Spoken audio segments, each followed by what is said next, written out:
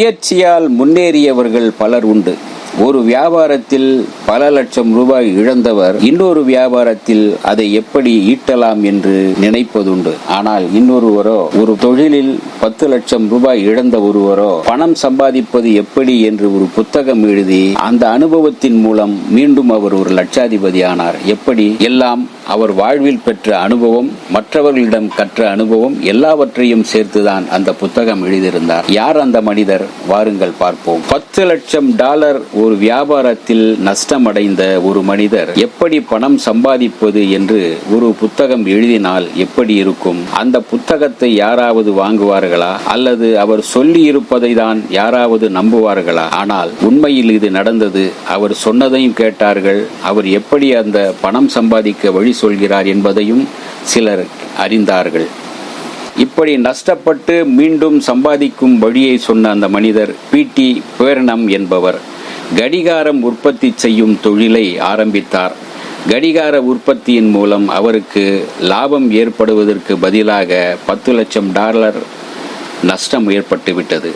பணம் நஷ்டம் அடைந்ததும் அவர் மனம் உடைந்து போனார், திண்டாடி போனார். என்ன, ஏன், எப்படி நஷ்டம் வந்தது, எதனால் வந்தது என்று யோசிக்க ஆரம்பித்தார். அவர் தன் மனதை தேற்றிக்கொள்ள எப்படி பணம் சம்பாதிக்கலாம் என்ற தலைப்பில் ஒரு புத்தகம் எழுதினார்.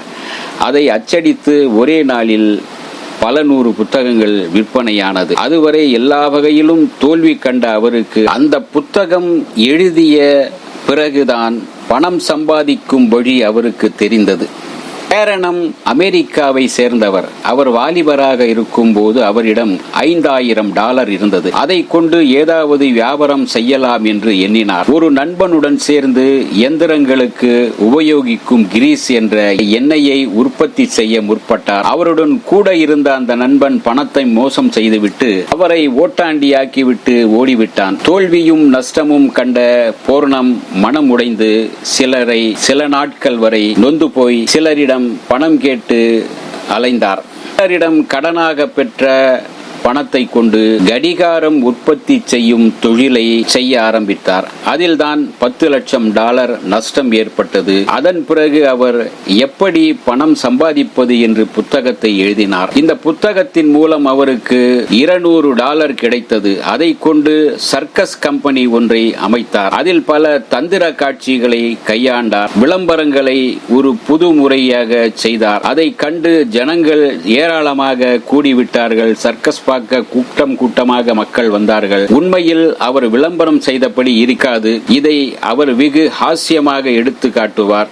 ஒரு நகைச்சுவை உணர்வோடு எடுத்து காட்டுவார். தான் செய்வது மோசம்தான் என்பதை சொல்லாமல் சொல்வார். ஆனால் மக்கள் அவருடைய நகைச்சுவை முறையை கண்டு அவர் செய்த தவறை மறந்து விட்டார்கள். பூரணம் சர்க்கஸ் கம்பெனியை சிக்கனமான முறையிலேயே நடத்தி வந்தார். மிருகங்களை வைத்திருப்பவர்களையும் சர்க்கஸ் வேலை செய்பவர்களையும் கூலி வேலைக்கு அமர்த்தி கொண்டு கம்பெனி நடத்தி வந்தார்.